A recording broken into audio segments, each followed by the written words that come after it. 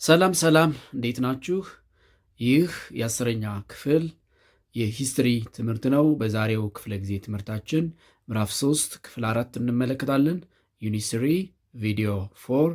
በዛሬው ክፍለ ጊዜ የመጀመሪያው የመወያያ ርዕሰ ሀሳብ ወይም ደግሞ ለሰን ቶፒክ የሚሆነው ኢምፐረር ሚኒሊክ ሰከንድ ፍሮም 1889 ቱ 1913 የሚል ነው። እንግዲህ በባለፈው በክፍል 2 በክፍል 3 እንደምትመለከቱት ወይም እንደምታስታውሱት ሜኪንግ ኦፍ ሞደርን ኢትዮጵያን ስቴት ፍሮም 1885 ምንድነው 1855 ቱ 1913 በሚል ርዕሰ ሀሳብ የዘመናዊ መንግስት ምስረታ በኢትዮጵያ ከ1855 እስከ 1913 በሚለው ርዕሰ ሀሳብ በሞደርን ኢትዮጵያን ስቴት ምስረታ ላይ ትልቅ አስተዋጽኦ ያደረጉ ወይም ጉልህ ድርሻ የነበሩ ነገስታትን እያነሳን ተወያይተናል። በባለፈው በክፍል 2 እና በክፍል 3 ኢምፐረር ቴዎድሮስ ሰከንድ እና ኢምፐረር ዮሐንስ ፎርዝን አይተናል። ያደረጓቸውን አስተዋጽኦች በኋላም ለውድቀታቸው ምክንያት የሆኑ መነሻ ምክንያቶችን አንስተን ተወያይተን ነበረ። በዛሬው ክፍለ ጊዜ ሶስተኛውና የመጨረሻውን ፕሮሰስ ኦፍ ሜኪንግ ሞደርን ኢትዮጵያን ስቴት ዳት ኢዝ ዘ ሬን ኦፍ ኢምፐረር ሚኒሊክ ወይም ደግሞ የሚኒሊክ ሰከንድ ዘመነ መንግስትና የኢትዮጵያን አንድ ጠቅላላ አሁን ያለችውን ኢትዮጵያን ውህድ ኢትዮጵያን የመፍጠሩን ሂደት ፍጻሜ እንመለከታለን ማለት ነው። እንግዲህ ኢምፐረር ሚኒሊክ ሰከንድን በተመለከተ ከ1889 እስከ 1913 በሚለው ርዕሰ ሀሳብ በውይይታችን የምናነሳቸው ነጥቦች የሚከተሉት ናቸው። ሜይን ፖይንትስ ኦፍ ዘ ለሰን ሜይን ፖይንትስ ኦፍ ዘ ለሰን በዚህ እንግዲህ ርዕሰ ሀሳብ የምናነሳቸው ዋና ዋና ነጥቦች አንደኛ ቴሪቶሪያል ኤክስፓንሽን ኦፍ ኢምፐረር ሚኒሊክ ቴሪቶሪያል ኤክስፓንሽን ኦፍ ኢምፐረር ሚኒሊክ አፍተር ሂዝ ኮሮኔሽን ኤንድ ቢፎር ሂዝ ኮሮኔሽን ከነገሰ በኋላና ከነገሰ በፊት አሁን ያለችውን ኢትዮጵያ ኮምፕሊትሊ እስከ ማዋሃድ ባለው ጊዜ ያደረገውን ቴሪቶሪያል ኤክስፓንሽን በተለይ ኢን ዘ ሳውዝ ኢን ዘ ዌስት ኢን ዘ ሳውዝ ዌስት ኢን ዘ ኢስት ያደረገውን ቴሪቶሪያል ኤክስፓንሽን እንመለከታለን። ሁለተኛ ሜጀር ባትልስ እንግዲህ አጼ ሚኒሊክ በስልጣን ዘመናቸው ያደረጓቸውን ዋና ዋና ጦርነቶች እንመለከታለን። ኢንክሉዲንግ ባትል ኦፍ አድዋ የአድዋ ጦርነትን ጨምሮ እንመለከታለን። ሶስተኛ ሞደርናይዜሽን አተምፕትስ በኢትዮጵያ ዘመናዊ ነገርን በማስጀመር ፈርቀዳጅ ታላቅ ንጉስ የሚባሉ ናቸው አጼ ሚኒሊክ። ስለዚህ በእሳቸው ዘመን የተደረጉ ሞደርናይዜሽን አተምፕትስ ወይም ደግሞ የዘመናዊ ሙከራዎች ወይም ደግሞ እነዚህ ሞደርናይዜሽን ኢንትሮዳክሽንስ እነሱን እንመለከታለን። አራተኛ እንግዲህ በወቅቱ የአፍሪካ ሀገራት በቅኝ ግዛት የወደቁበት ጊዜ ስለነበረ በዙሪያው ያሉ የአፍሪካ ሀገራትን ቅኝ ከሚገዙ የአውሮፓ ሀገራት ጋር አጼ ሚኒሊክ ያደረጓቸውን ስምምነቶች እናነሳለን። ባውንደሪ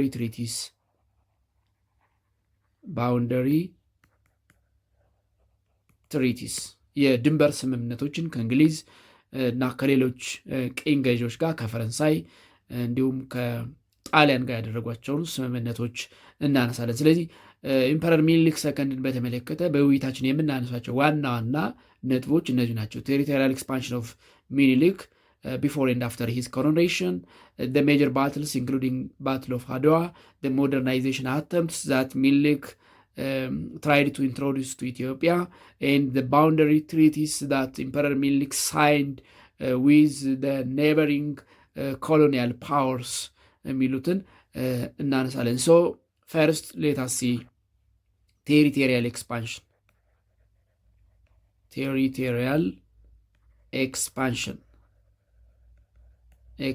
of Miኒlik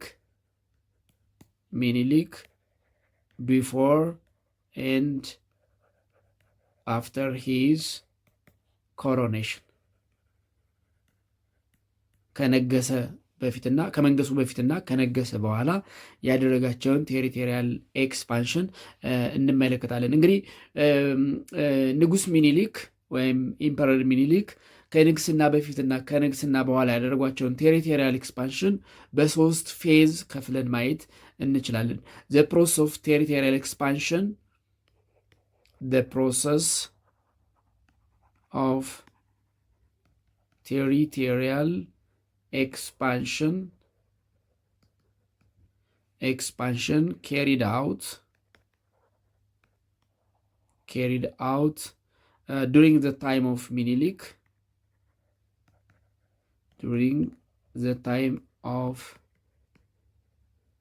Minilik, can be categorized into three phases.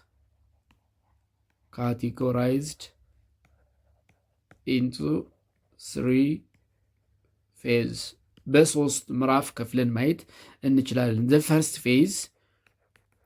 first phase that's from 1865 to 1889 ያ ማለት while he was king of Shawa,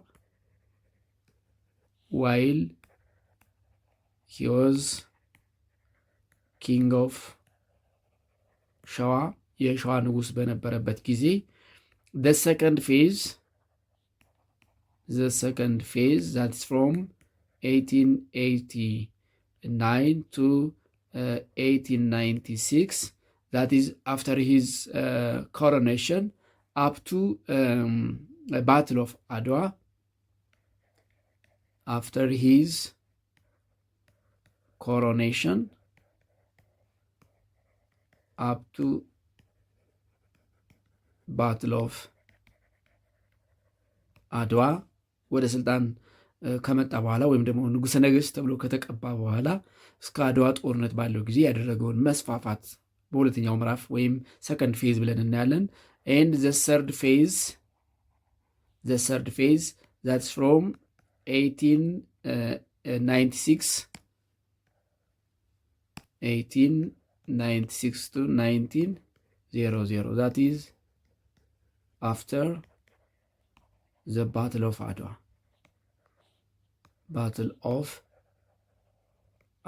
ከአድዋ ጦርነት በኋላ ያደረጋቸውን የግዛት መስፋፋት ወይም ደግሞ የዛሬዋን ኢትዮጵያን አንድ ለማድረግ የተለያዩ ሪጅናል ሎርድስ ይገዟት የነበሩ የተበታተነችን ኢትዮጵያን ለመሰብሰብ ያደረገውን ሶስተኛውን ፌዝ አፍተር ዘ ባትል ኦፍ አድዋ የነበረውን እናያለን ማለት ነው። ሶ ፈርስት ሌት አስ ዘ ፈርስት ፌዝ ኦፍ ሚኒሊክ ቴሪቶሪያል ኤክስፓንሽን ዋን the first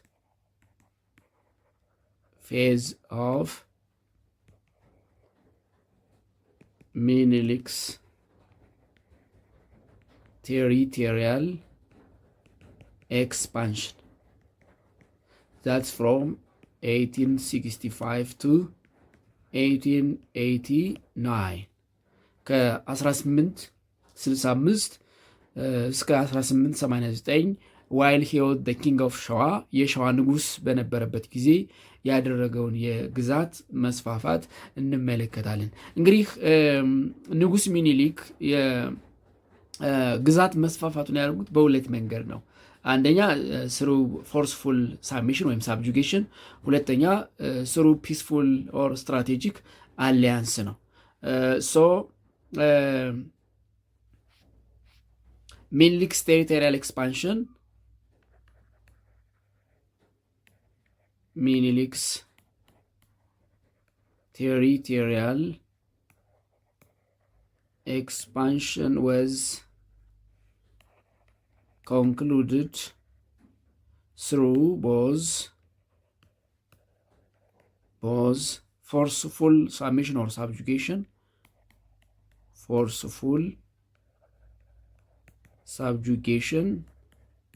በኃይል በመጠቅለል ወይም ደግሞ ስሩ peaceful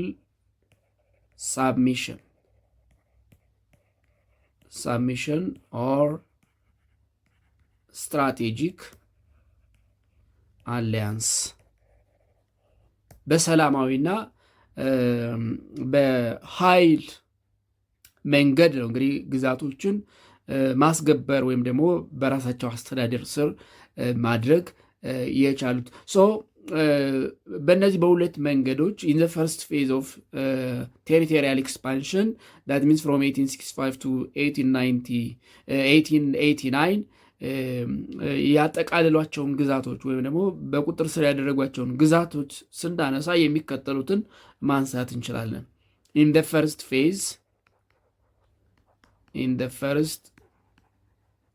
ፌዝ of territorial expansion, Menelik as king of Shah incorporated the following areas or regions.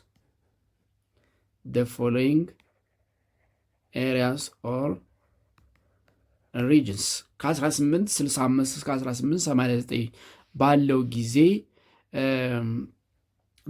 ያስገበሯቸው ወይም ደግሞ በእሳቸው አስተዳደር ስር ያስገቧቸውን ግዛቶች ስናነሳ የሚከተሉትን ማንሳት እንችላለን። አንደኛ ዘ ቱለማ ኤንድ ኢስተርን ሜጫ ኦሮሞ ቴሪቶሪስ። ዋን ቱለማ ኤንድ ኢስተርን ሜጫ ኦሮሞ ቴሪቶሪስ የቱለማና የሜጫ ቴሪቶሪዎችን አብዛኛው አሁን በኦሮሚያ ስር ሸዋ የሚባሉ አካባቢዎችን እንዲሁም የአርሲ አካባቢዎችን ያስገበሩት በመጀመሪያው ቴሪቶሪያል ኤክስፓንሽን ነው። በዚህ በመጀመሪያው ቴሪቶሪያል ኤክስፓንሽን ለአጼ ሚኒሊክ ከፍተኛ የግዛት መስፋፋት ወይም ደግሞ አካባቢዎችን በአስተዳደራቸው ስር ለማድረግ ትልቁን አስተዋጽኦ ያደረገው ራስ ጎበና ዳጬ ነው። ኢን ደ ፈርስት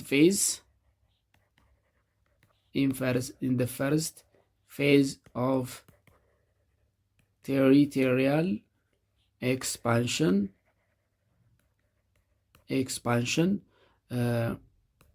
to incorporate the Shawan Oromo areas ወይም the Shawan Oromo areas ራስ ጎበና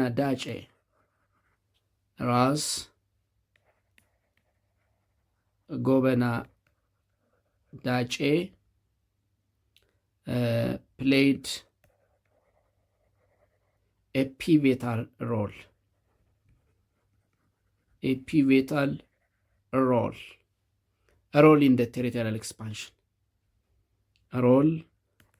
in the territorial expansion. And the creation of modern Ethiopian empire. The creation of modern Ethiopian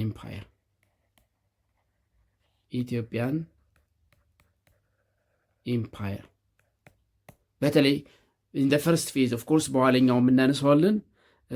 የአጼ ሚኒሊክ የጦር ጄኔራል የነበረው ራስ ጎበና ዳጬ በጣም ከፍተኛ አስተዋጽኦ ፒቮታል ሮል በጣም ወሳኝ ቁልፍ ሚና የተጫወተ ሰው ነው ማለት ነው። ስለዚህ በመጀመሪያው ፌዝ ኢንኮርፖሬት ካረጓቸው ዋይል ሂ ዋዝ ኪንግ ኦፍ ሸዋ ኦንሊ የሸዋ ንጉስ በነበረበት ጊዜ ከንግስናው በፊት ማለት ነው ኢንኮርፖሬት ካረጋቸው ወይም ደግሞ ወደ ግዛቱ ከተቀልላቸው አካባቢዎች የቱለማ ኢስተርን ሜጫ ኦሮሞ ቴሪቶሪስ ይካተታሉ። በዚህ ደግሞ ጎበና ዳጬ በጣም ከፍተኛ አስተዋጽኦ አድርገዋል።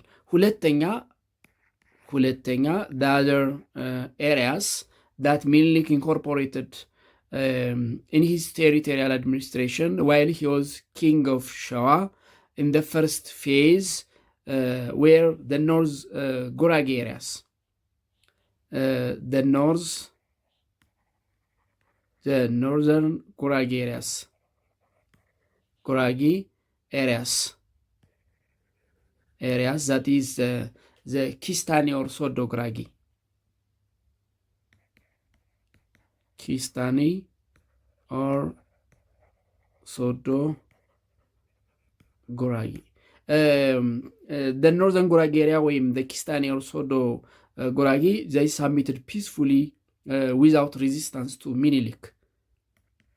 Submitted peacefully without resistance to Minilik. እነዚህ ምንም ያን ያክል ሬዚስት ሳያደርጉ ለሚኒሊክ ለአፄ ሚኒሊክ እጅ ሰጥተዋል፣ ወይም ደግሞ በአፄ ሚኒሊክ አስተዳደር ስር ገብተዋል። ነገር ግን ከኖርዘርን ጉራጌ በተጨማሪ በፈርስት ቴሪቶሪያል ኤክስፓንሽን ሚኒሊክ ኢንኮርፖሬት ካደረጋቸው የጉራጌ ኤሪያዎች ዌስተርን ጉራጌ ሶስተኛው ነው። ዌስተርን ጉራጌ that means ቄቤና ጉራጌ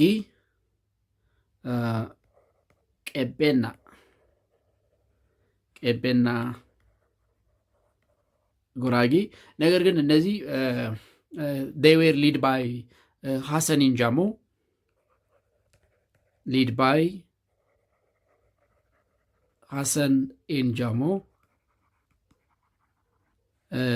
and strongly resisted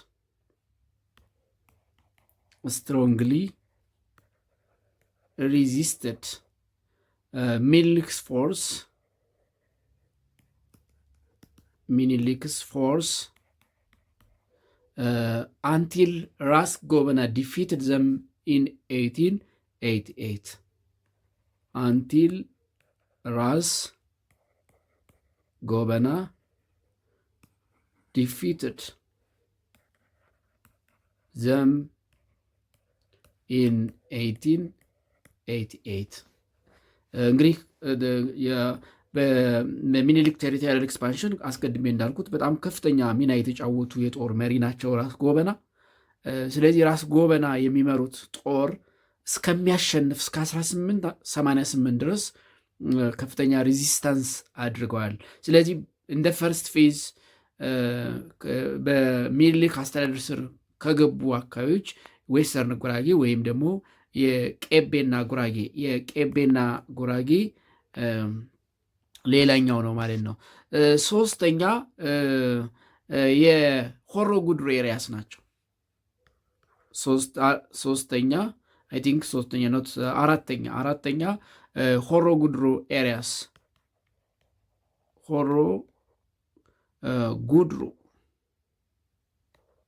ጉድሩ ኤሪያስ that means ዌስተርን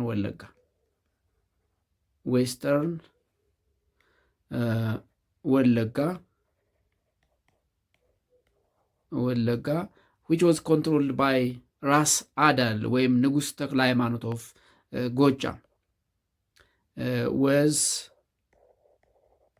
controlled by ራስ አዳል or ንጉሥ ተክለ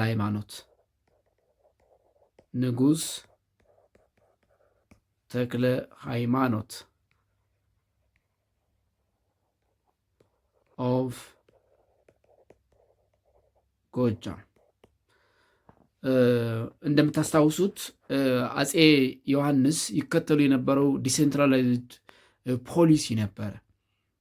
ያ ማለት ተቀናቃኞቻቸውን ለማለዘብ ያደረጉት ምንድን ነው? ተቀናቃኞቻቸውን በሳቸው ስር ሁነው የየአካባቢውን ገዢ ሁነው ንጉሥ ተብለው እንዲሰየሙ አድርገዋል። ለምሳሌ ራስ አዳልን ንጉሥ ተክለ ሃይማኖት ብሎ በመሰየም የጎጃም እና የከፋ እንዲሁም እንግዲህ ከፋ ማለት ያኔ ወለጋን በሙሉ ያካልል የነበረ ግዛት ነው። ያንን ሁሉ ያስተዳድሩ ነበረ። ስለዚህ በአራተኛ ኢን ዘ ፈርስት ፌዝ ሚኒሊክ ኢንኮርፖሬት ካረጉት ኤሪያ ሆሮ ጉድሩ ኤሪያ ወይም ዌስተርን ወለጋ which was controlled by ራስ አዳል ኦር ንጉሥ ተክለ ሃይማኖት ኦፍ ጎጃም ነው። እንዴት ኮንትሮል አደረጉት ስንል by defeating ንጉሥ ተክለ ሃይማኖት by defeating ንጉሥ ተክለ ሃይማኖት at the Battle of Imbabo. At the Battle of Imbabo by Minilik's commander ራስ ጎበና ሚኒሊክስ ኮማንደር ራስ ጎበና እንግዲህ የምዕራቡን ክፍልም በመቆጣጠር ሂደት ትልቅ ሚና የተጫወቱት የሚኒሊክ ኮማንደር ወይም የጦር መሪ ራስ ጎበና ናቸው። ኤንድ አፍተር ዘ ባትል ኦፍ ኢምባቦ ከባትል ኦፍ ኢምባቦ በኋላ እንግዲህ የሚኒሊክ ኃይለኝነት ወይም የሚኒሊክ ጦር ድል አድራጊነት ከታየ በኋላ እነዚህ ሌቃ ነቀምት፣ ሌቃ ቀለም እና ጅማ የሚባሉ አካባቢዎች which were controlled by አባ ጅፋር submitted to ሚኒሊክ peacefully። ስለዚህ አራተኛ ሌቃ ቀለም፣ ሌቃ ነቀምት፣ ነቀምቴ፣ ሌቃ ቀለም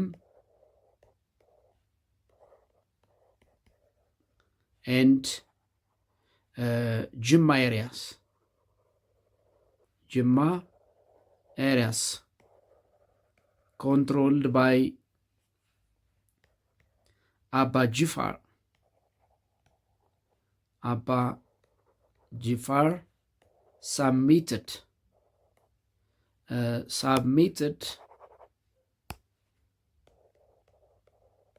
submitted to Minilik peacefully and Minilik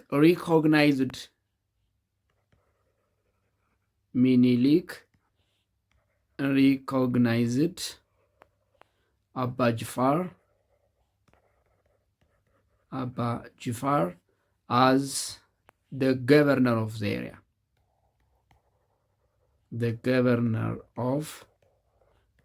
area.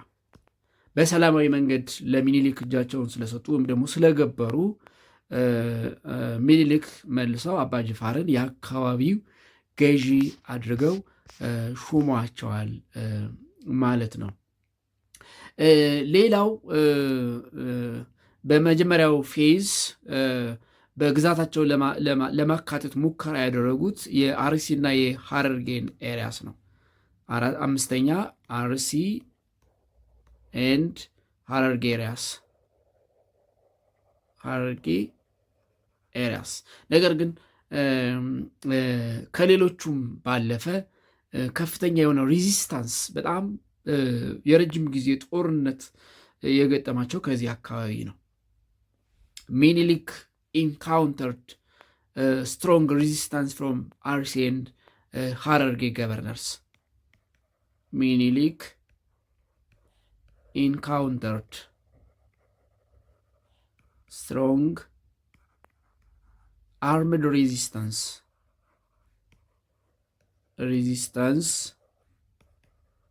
from the Arsi and ሐረርጌ ገቨርነርስ። ነገር ግን በቀላሉ እነዚህ አካባቢዎች ለሚኒሊክ መገበር አልቻሉም። በጣም ከፍተኛ የሆነ አርምድ ሬዚስታንስ ወይም ደግሞ ወታደራዊ ተግዳሮት አድርገዋል። ለምሳሌ የአርሲን አካባቢ ለማስገበር 6 ጊዜ የተለያዩ ጦርነቶችን አድርገዋል። ፎር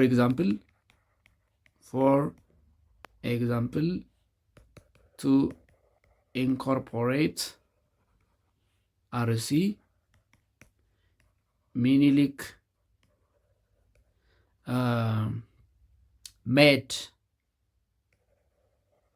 made wars with the governors in 6 different times. In 6 different times from 1882 to 1886 ከ1882 እስከ 1886 ባለው ጊዜ እንግዲህ አርሲን ለማስገበር ወይም በግዛታቸው ስር ለማድረግ 6 ጊዜ ጦርነት አድርገዋል። በት ፋይናሊ ራስ ዳርጌ ሳህለ ስላሴ the other commander of Minilik defeated the RC governors at the Battle of Azuli on 6 September 1886. But later, the forces of Ras Darge Sahle Selassie, the other commander of Minilik,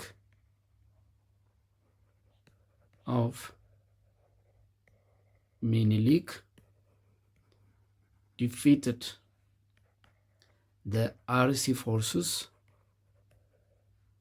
at the Battle of Azuli on 6 September 1886. ነገር ግን ሌላኛው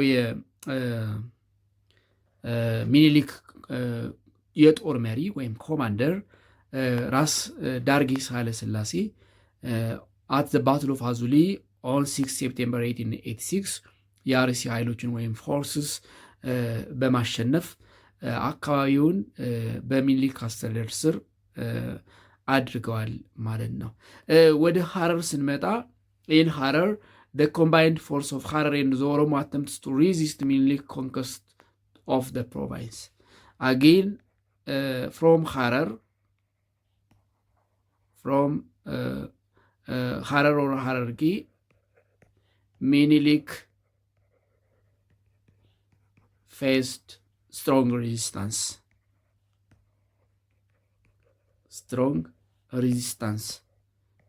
from the combined force of Harar and Oromo. የሐረር እና የኦሮሞ ኃይሎች ጥምር ሐረርጌን ለማስከበር ባደረጉት እንቅስቃሴም እንዲሁም ከሐረር ከፍተኛ የሆነ ሬዚስታንስ ገጥሟቸዋል። ነገር ግን at the Battle of ጨለንቆ on 6 January 1887 የሐረርጌ forces, that is the combined force of Harar and Oromo, defeated and incorporated by Minilik. But at the Battle of Chelenko,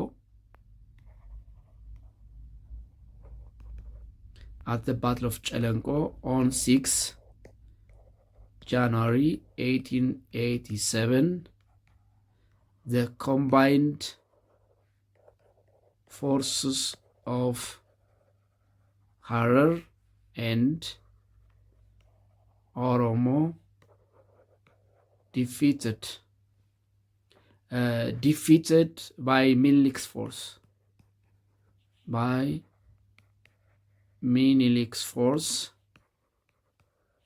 And Minilik incorporated the region. Minilik incorporated the region. የኦሮሞና የሐረር ኃይሎችን at the Battle of ጨለንቆ የሚኒሊክ ኃይሎች በማሸነፍ በ1887 የሐረርን አካባቢ በቁጥጥራቸው ስር ወይም ደግሞ በአስተዳደራቸው ስር አደረጉ። and ሚኒሊክ appointed ደጃች later ራስ መኮንን ወልደ ሚካኤል as the governor of the provinces ባይ ኢምፐረር ሚኒሊክ ሰከንድ። ስለዚህ ሀረርን ኢንኮርፖሬት ካደረጉ በኋላ ወይም በቁጥጥራቸው ስር ካደረጉ በኋላ የአካባቢው ገዢ አድርገው የሾሟቸው በወቅቱ ደጃች በኋላ ራስ ተብለው የተሰየሙትን መኮንን ወልደ ሚካኤል ያ ማለት የአፄ ኃይለ ሥላሴን አባት ሹመዋል ማለት ነው። ኤንድ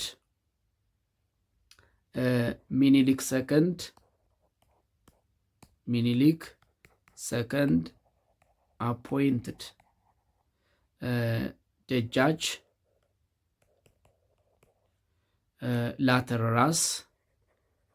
ላተር ራስ መጀመሪያ ደጃች በኋላ ራስ የተባለውን መኮንን ወልደ ሚካኤል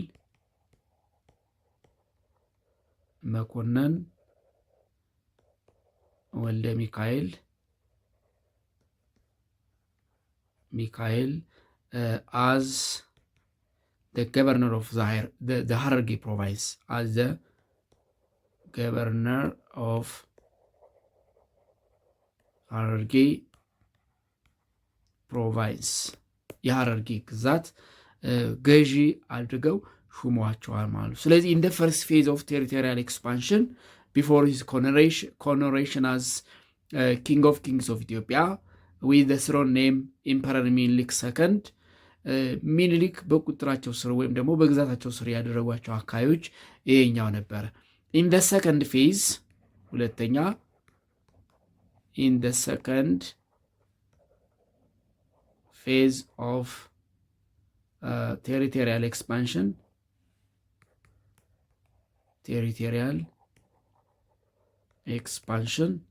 that's from 1889 to 1896 ያደረጉትን ደግሞ እንመልከት። በዚህ ጊዜ የትኞቹን አካባቢ ኢንኮርፖሬት አደረጉ የሚለውን እንመልከት። እንግዲህ አብዛኛውን ሰሜኑን በሙሉ ጠቅልለው ይዘዋል። እንግዲህ አብዛኛውን ሸዋ እስከ አርሲ፣ ሐረር እንዲሁም እስከ ዌስት ደግሞ እስከ ሆሮ ጉድሩ አካባቢ ያሉትን ተቆጣጥረዋል በመጀመሪያው ፌዝ። በሁለተኛው ፌዝ የትኞቹን አካባቢ ተቆጣጠሩ የሚለውን እንመልከት። ሶ the second phase of territorial expansion ስንመለከት እንግዲህ after the coronation of ንጉስ ሚኒሊክ as ኢምፐረር ሚኒሊክ ሰከንድ ንጉሰ ነገስት ዘኢትዮጵያ የትኞቹን አካባቢዎች ኢንኮርፖሬት አደረገ የሚለውን እንመለከታለን። እንግዲህ ሚኒሊክ ወደ ስልጣን በመጡበት ጊዜ ኢትዮጵያ ግሬት ፋሚን ወይም የክፉ ቀን የሚባል የገጠማት ጊዜ ነው። በተለይ ከ1888 እስከ 1992 በተለይ ኢን ዘ ኖርዝ በተለይ በሰሜኑ በትግራይ፣ በወሎ፣ በጎንደር በጣም ክፉ ቀን የሚባል በጣም ብዙ የቁም እንስሳት የሞቱበት ድርቅ ወይም ደግሞ ክፉ ቀን የሚባል ያጋጠመበት ጊዜ ነው። ስለዚህ የግዛት መስፋፋት ለማድረግ በሁለተኛው ፌዝ የክፉ ቀን ትልቅ ተግዳሮት ሆኖባቸው ነበረ። ነገር ግን ምንም እንኳ ድርቁ ወይም ፋሚን ፓርትሊ ተግዳሮት ቢሆንም አካባቢዎቹን ወደ ግዛታቸው ማዋሃድ ስለነበረባቸው በተለይ ወደ ሳውዝ ያደረጉትን መስፋፋት እንመለከታለን። ስለዚህ ኢን ዘ ሰከንድ ፌዝ በአብዛኛው ሚኒሊክ ቴሪቶሪያል ኤክስፓንሽን ያደረጉት ኢን ዘ ሳውዝ ነው። ኢን ዘ ሰከንድ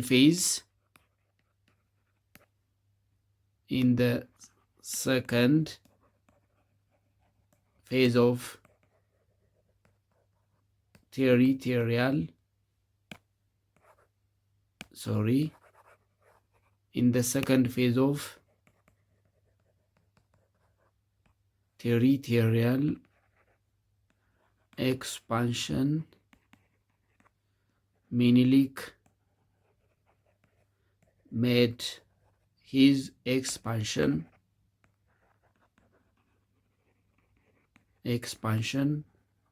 mainly to the south. በአብዛኛው ወደ ሳውዝ ነው የግዛት መስፋፋቱን ያደረገው። እንግዲህ በሰከንድ ፌዝ ኦፍ ቴሪቶሪያል ኤክስፓንሽን በግዛቱ ወይም ደግሞ በአስተዳደር ስር ያደረጋቸውን አካባቢዎች ለማንሳት ያክል የሚከተሉትን ማንሳት እንችላለን። ኢን ደ ሰከንድ ፌዝ ኦፍ ቴሪቶሪያል ኤክስፓንሽን ሚኒሊክ second incorporated the following areas in different times.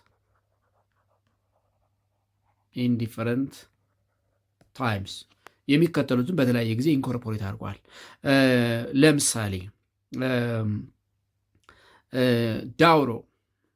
ለምሳሌ ዳውሮ ኮንታ፣ ከምባታ፣ ባሌ፣ ሲዳማ፣ ጋሞ ጎፋ ኤንድ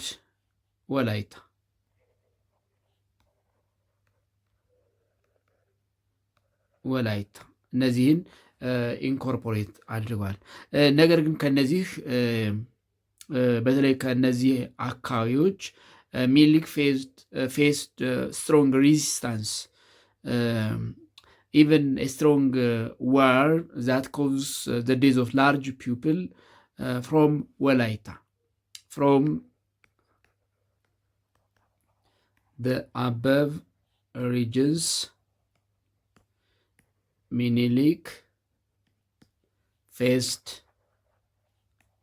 strong armed resistance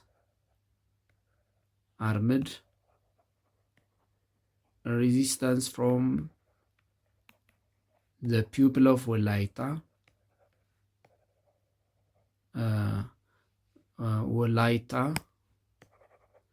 the people of Wolaita and King Khao Tona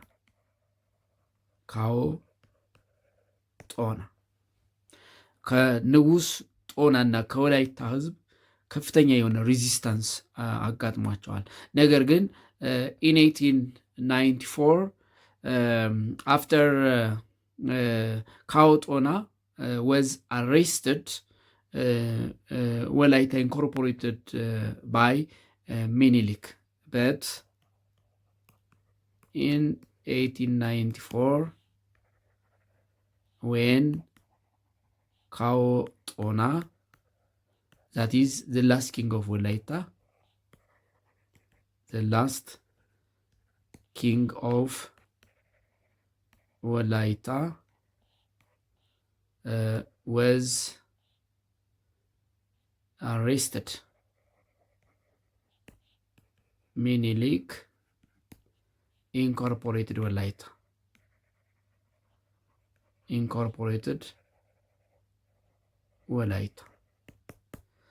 ነገር ግን በኋላ እናነሳዋለን። ካዎ ጦናን መልሶ የወላይታ አገረ ገዢ አድርጎ ሹሟቸዋል። ከነዚህም በተጨማሪ in addition Minilik incorporated the following. Minilik incorporated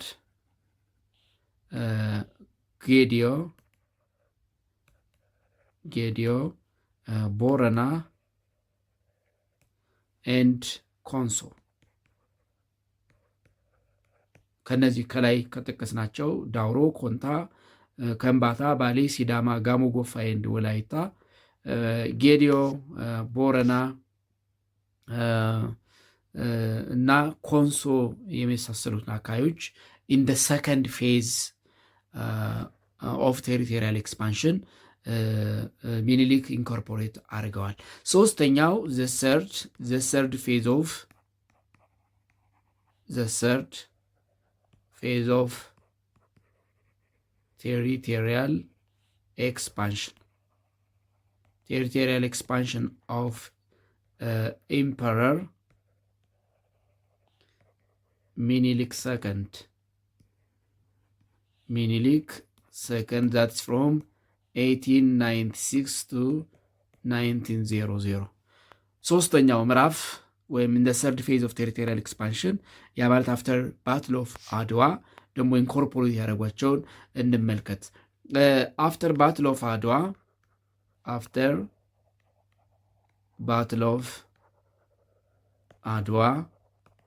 in the third phase of territorial expansion, Minilik incorporated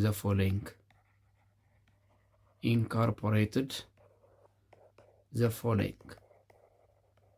ከአድዋ ጦርነት በኋላ ከ1896 እስከ 1900 ባለው ጊዜ ወደ ግዛታቸው ያካተቷቸው አካባቢዎች የሚከተሉት ናቸው። አንደኛ ከፋ ሪጅን፣ ከፋ ፕሮቫይንስ ኢን 1897። ስለዚህ በሶስተኛው ፌዝ ኢንኮርፖሬት ካደረጓቸው አካባቢዎች ወይም ደግሞ ወደ ግዛታቸው ከተቀለሏቸው አካባቢዎች የከፋ ግዛት ወይም የከፋ ፕሮቫይንስ በ1897 በሚኒሊክ አስተዳደር ስር ሆነ። ከፋ እንዴት ነው ኢንኮርፖሬት የተደረገው ስንል ከፋ ወዝ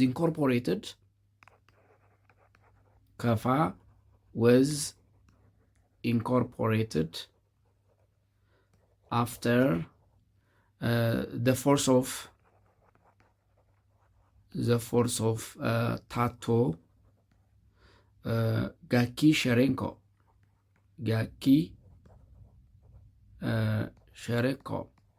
the last king of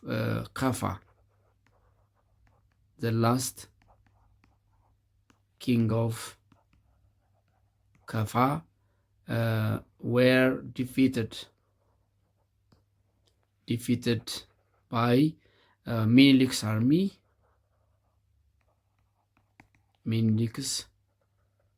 army led by ራስ ወልደ ጊዮርጊስ በሚባለው የሚኒሊክ ሌላኛው ኮማንደር በተመራው የሚኒሊክ ጦር የመጨረሻው የከፋ ንጉስ ታቶ ጋኪ ሸሬንኮ ወይም የሱ ኃይል ከተሸነፈ በኋላ ነው።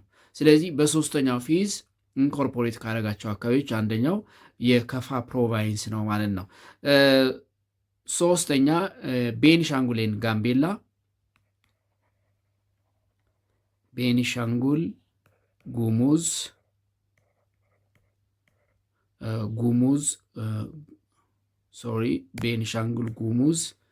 and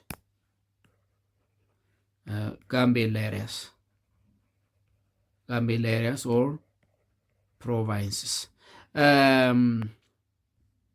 እነዚህን አካባቢዎች ፒስፉሊ ባይ ፎርማል አግሪመንት ዊዝ ገቨርነርስ ኦፍ ቤኒሻንጉል ጉሙዝ ኤንድ ጋምቤላ በ1902 በማድረግ ነው እንግዲህ ወደ ግዛታቸው የወሰዱ። ስለዚህ እነዚህን በ1902 ነው። በተለይ ደግሞ ከሱዳን ጋር የነበረውን ድንበር ከብሪቲሽ ኮሎኒያል ፓወር ጋር ባደረጉት ስምምነት ወደ ግዛታቸው አጠቃልለዋል ማለት ነው። ስለዚህ በሶስተኛው ፌዝ ወይም በመጨረሻው ፌዝ የከፋ የቤኒሻንጉል ጉሙዝና የጋምቤላን ግዛቶች አካተዋል ማለት ነው። and by this the process of territorial expansion of Minilik was concluded or completed. By this the territorial expansion of Minilik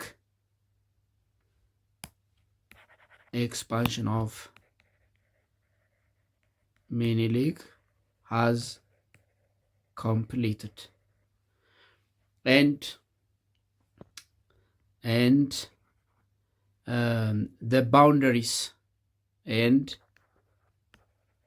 the boundaries are delimited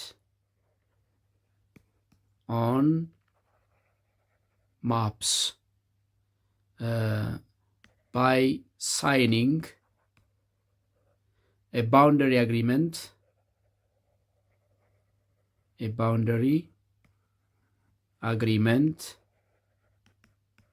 with the neighboring colonial powers.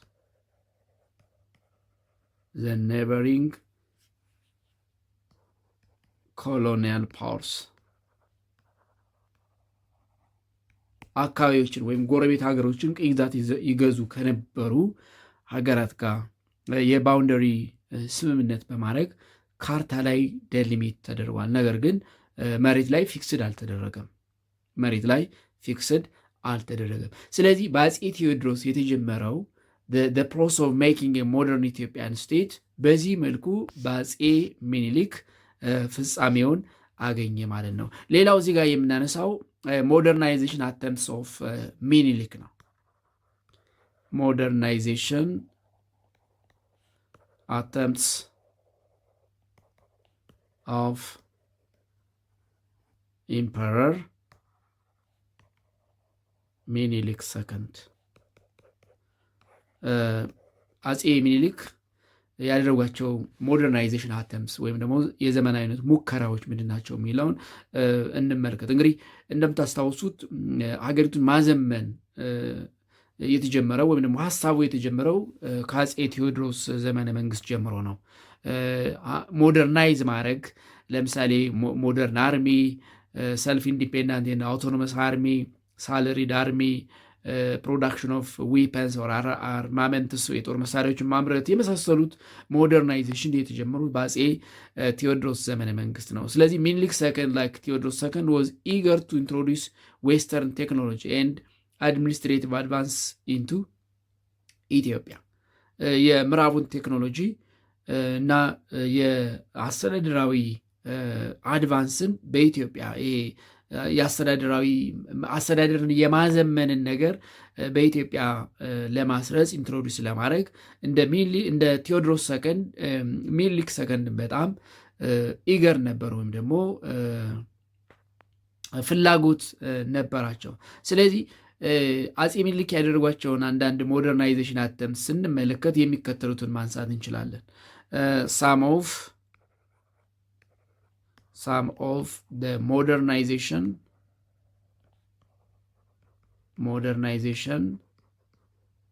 attempts of Emperor Minilik II are one, founded the first modern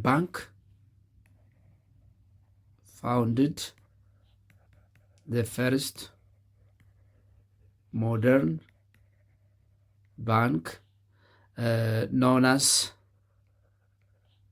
the Bank of Abyssinia,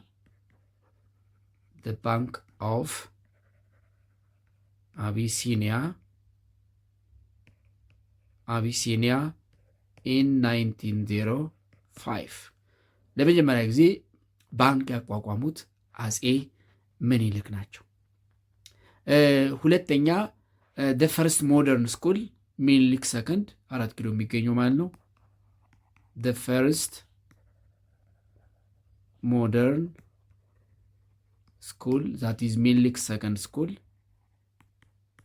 ሚኒሊክ ሰከንድ school found at 4 ኪሎ አዲስ አበባ in 1908 በ1808 የመጀመሪያውን ዘመናዊ ትምህርት ቤት 4 ኪሎ የሚገኘውን ዳግማዊ ሚኒሊክ ትምህርት ቤት እንግዲህ የመሰረቱት ያኔ ነው። እንግዲህ ትምህርት ቤቱ በተለይ የሃይስኩሉን ግቢ ገብታችሁ አይታችሁ ከሆነ ፊት ለፊት የሚገኘው ህንፃ በዛ ዘመን የተሰራ ህንፃ ነው። ሌላው ኢንትሮዳክሽን ኦፍ ዘ ፈርስት ሞደርን ፖስታል ሲስተም introduction of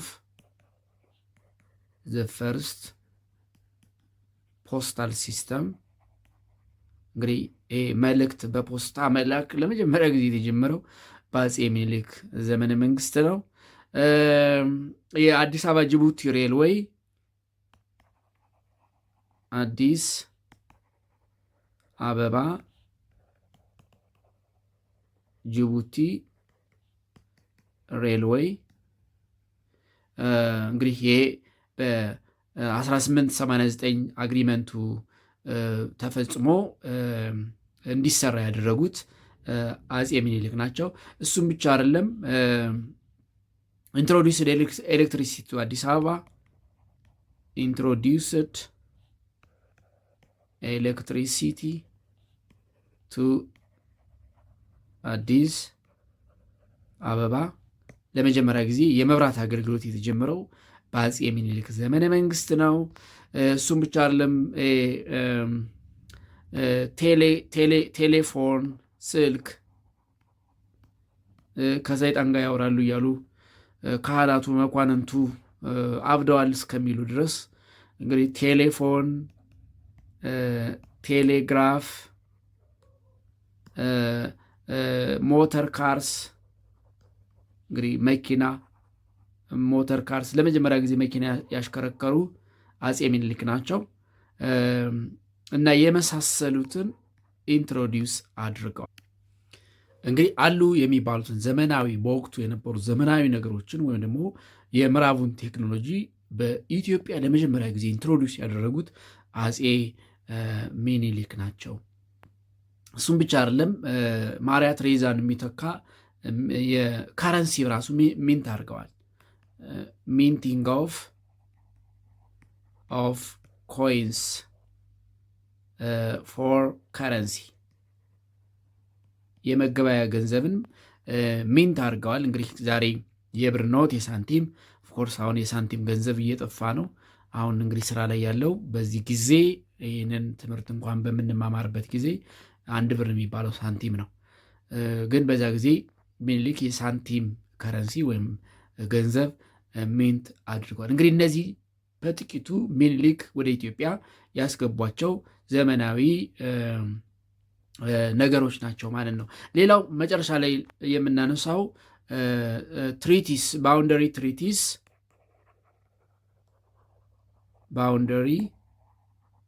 ትሪቲስ ምኒልክ second signed with the neighboring colonial powers. The neighboring colonial powers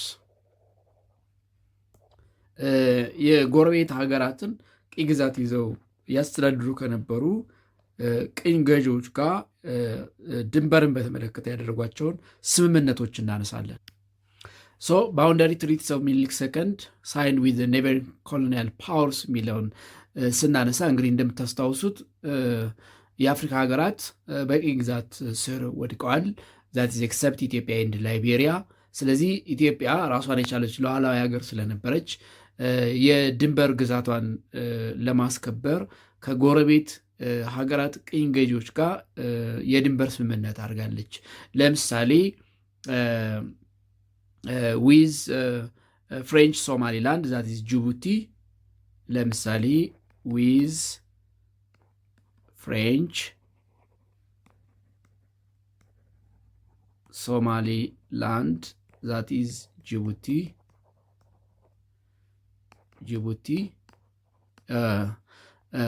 ኢን 1897 በ1897 ማርች ቲዮኒ በ1897 ከፈረንሳይ መንግስት ጋር የሶማሌላንድ ወይም የጅቡቲ እና የኢትዮጵያ ወሰን የትኛው እንደሆነ ስምምነት አድርገዋል።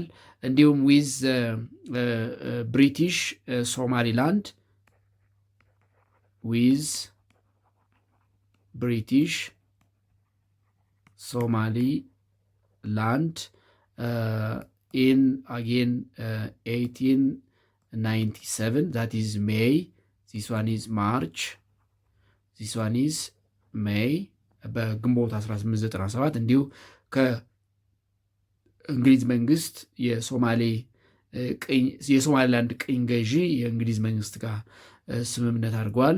ዊዝ ኢታሊያን ኤርትራ ዊዝ ኢታሊያን ኤሪትሪያ እንግዲህ በወቅቱ የኤርትራን ግዛት ኢታሊ ቅኝ ግዛት ይዛት ነበረ። ጁላይ 1900 ዊዝ አንግሎ ኢጂፕሽያን ሱዳን ዊዝ አንግሎ ኢጂፕሽያን ሱዳን እንግዲህ በወቅቱ በተለይ እስከ 1921 አይ ቲንክ ይመስለኛል እንግሊዝና ግብፅ ሱዳንን በጥምር ቅኝ ግዛት ይዘዋት ነበረ። ስለዚህ ዊዝ አንግሎ ኢጂፕሽያን ሱዳን አጼ ሚኒሊክ ሜይ 1902 የድንበር ስምምነት አድርገዋል። ዊዝ ብሪቲሽ ኢስት አፍሪካ ዛት ኢዝ ኬንያ ዊዝ ብሪቲሽ ኬንያ ወይም ደግሞ በወቅቱ ኬንያ የእንግሊዝ ቅኝ ግዛት ስለነበረች በኬንያ በኩል ያለውን ድንበር ለመወሰን በ1907 ስምምነት አድርገዋል። እንዲሁም ዊዝ ኢታሊያን ሶማሊላንድ ዊዝ ኢታሊያን ሶማሊላንድ ደግሞ በ1908 ስምምነት አድርገዋል ማለት ነው። ስለዚህ በእነዚህ ስምምነቶች የኢትዮጵያ ድንበር ወይም ወሰን የት ድረስ እንደሆነ ካርታ ላይ ተስማምተዋል። አክቹዋሊ መሬት ላይ ግን ዲማርኬትድ አልተደረገም። ባውንደሪ ዴሊሚቴሽን ሳይን ወዝ ጀስት ኦን ደ ማፕ። ካርታ ላይ የኢትዮጵያ ካርታ የት አካባቢ እንደሚደርስ ቅርጹን እንደሚመስል እንጂ መሬት ላይ በሁለቱ ሀገራት መካከል ወይም በየሀገራቱ መካከል ያለው ድንበር ግን ዲማርኬት አልተደረገም ማለት ነው። and it is all about Emperor Minilik II